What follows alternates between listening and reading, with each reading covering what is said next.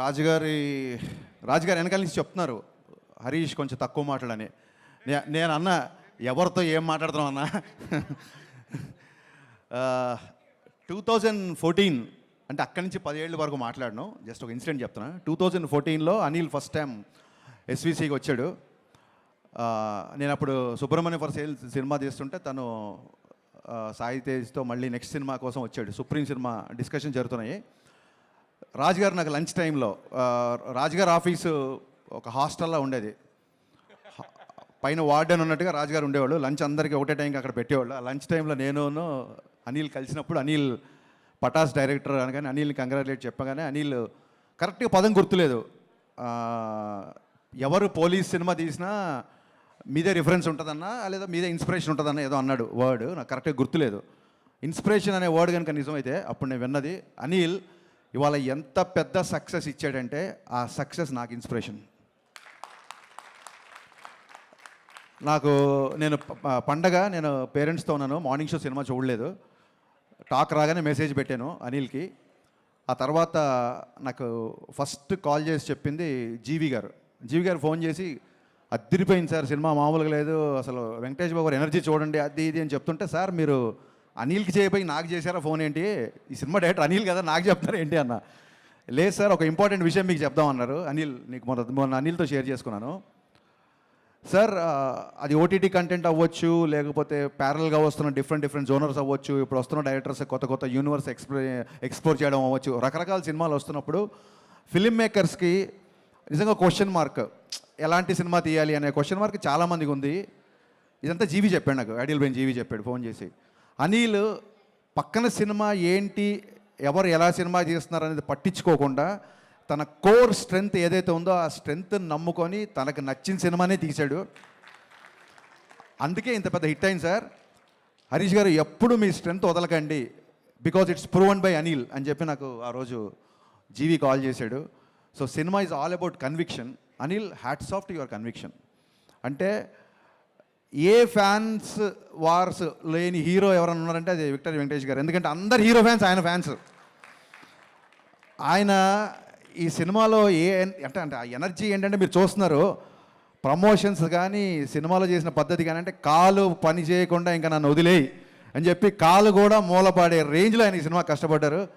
బాబు hats off. అంటే ఒక డైరెక్టర్ని నమ్మడం, ఒక హీరో ఒక డైరెక్టర్ని నమ్మితే ఎలా ఉంటుంది అని చెప్పడానికి ఎగ్జాంపుల్ సంక్రాంతికి వస్తున్నాం. వీళ్ళు మళ్ళీ అంటున్నారు మళ్ళీ సంక్రాంతికి వస్తున్నాం అంటారు, ఆ తర్వాత ఏమంటారు మళ్ళీ సంక్రాంతికి వస్తున్నాం అంటారు, ఇలా ఎరుగుతూ ఉంటారు. నేను ఒకటే చెప్పా, అనిల్ ఇది కాదు, నీకు సరైన టైటిల్ ఒకటే, సంక్రాంతికే వస్తున్నాం. అది కరెక్ట్ టైటిల్ అనిల్కి. యాక్చువల్గా ఈ ఇద్దరిది ఎంత క్రేజీ కాంబినేషన్ అంటే ఇట్స్ ఎగ్జిబిటర్స్ ఇష్టపడే కాంబినేషన్ ఇది, డిస్ట్రిబ్యూటర్స్ ప్రేమించే కాంబినేషన్ ఇది, ప్రొడ్యూసర్స్ మెచ్చే కాంబినేషన్ ఇది, ఫైనల్గా ఆడియన్స్ అందరూ నచ్చే కాంబినేషన్ ఇది. ఇలాంటి కాంబినేషన్ నాకు తెలిసి మళ్ళీ ఎప్పుడు ఎవరి మధ్య రిపీట్ అవుతుందో నాకు తెలియదు. ఇది ఎంత పెద్ద సక్సెస్ అంటే ఈ సినిమా. సరే, ఇప్పుడు మన రాజుగారు అన్నారు కాంట్రవర్సీలు వద్దు అన్నారు.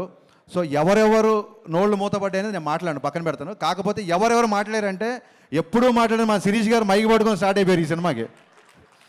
అసలు ఇప్పటివరకు ఎప్పుడు మాట్లాడాల, నా సినిమాలప్పుడు కూడా ఎప్పుడు మాట్లాడలేదు. ఆయన మైక్తో మాట్లాడడం మొదలెట్టారు.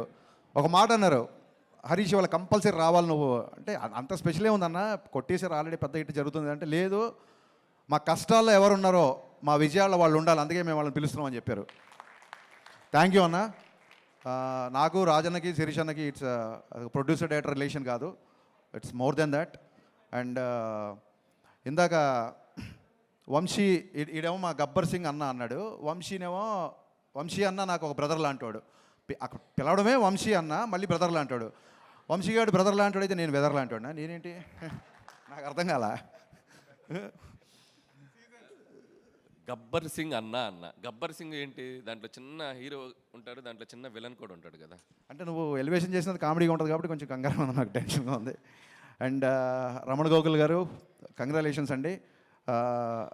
మేము రమణ గోకుల్ గారు పని చేయాలి, బట్ మా సినిమా కొంచెం డిలే అవ్వడంతో ఆ ఛాన్స్, ఆ బ్రహ్మాండమైన ఛాన్స్ మీరు కొట్టేశారు. అండ్ ఆ టైంలో పవన్ కళ్యాణ్ గారికి మీకు ఆయన వాయిస్ అలా పెట్టినట్టు ఉండేదండి. So it was amazing actually. Aishwarya నాకు ఎప్పటి నుంచో తెలుసు, ఫెంటాస్టిక్ యాక్టర్స్. వెట్రిమారన్ గారి దగ్గర ట్రైన్ అయ్యి వచ్చింది కాబట్టి ఇంకా అసలు ఎక్స్ప్రెషన్స్ డైలాగ్స్ ఒకటి కాదు. అండ్ మీనాక్షి ఈజ్ అంతే, అలాంటి గర్ల్ ఫ్రెండ్ ఎవరికైనా ఉండాలి అన్నట్టుగా చూపించాడు అనిల్ డెఫినెట్గా. And Bheems, I always believed in Bheems చాలా పెద్ద కమర్షియల్ మ్యూజిక్ ఇస్తాడు అనుకున్నాను, అలాగే ఇచ్చాడు భాను మాస్టర్. అండ్ అన్న భాస్కర్ పట్ల నన్ను ఏ ముహూర్తాన గోదావరి గట్టు అని రాసావో, ఇది ఒక్క గోదావరి గట్టు కాదన్న, ఆంధ్ర గట్టు, తెలంగాణ గట్టు, శ్రీకాకుళం గట్టు, వైజాగ్ గట్టు, ప్రతి గట్టు మీద బ్లాక్ బస్టర్ అయింది. ఇలాంటి హిట్లు రాజుగారికి వచ్చిన, మైత్రి మూవీస్కి వచ్చిన, సితారా వంశీకి వచ్చిన, పీపుల్ మీడియా ఫ్యాక్టరీ విశ్వప్రసాద్ గారికి వచ్చిన, వీళ్ళందరికీ ఇలాంటి హిట్లు రావాలని మనస్ఫూర్తిగా కోరుకుంటాను. ఎందుకంటే ఈ ప్రొడ్యూసర్లు అందరూ తిరిగి మళ్ళీ ఒక 10 సినిమాలు చేస్తారు, వాళ్ళకి వచ్చిన డబ్బులన్నీ మళ్ళీ ఇండస్ట్రీలోనే పెడుతున్నారు. కాబట్టి ఇలాంటి హిట్, ఇలాంటి ప్రొడ్యూసర్ రావడం ఇది ధర్మం, న్యాయం, అందుకే యూనివర్స్ కరుణించింది. Thank you so much. నేను పేర్లు మర్చిపోయినా గుర్తు చేస్తున్నాడు, నేను మర్చిపోలేదు.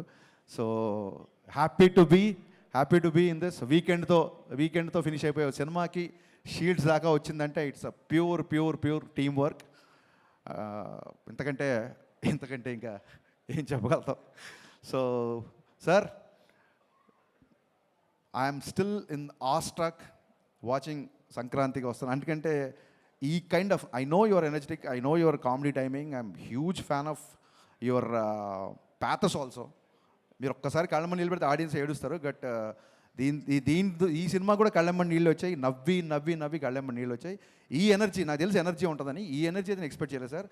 This is a remarkable phenomenal hit in your career అని నేను బలంగా నమ్ముతున్నాను సార్. Hats off.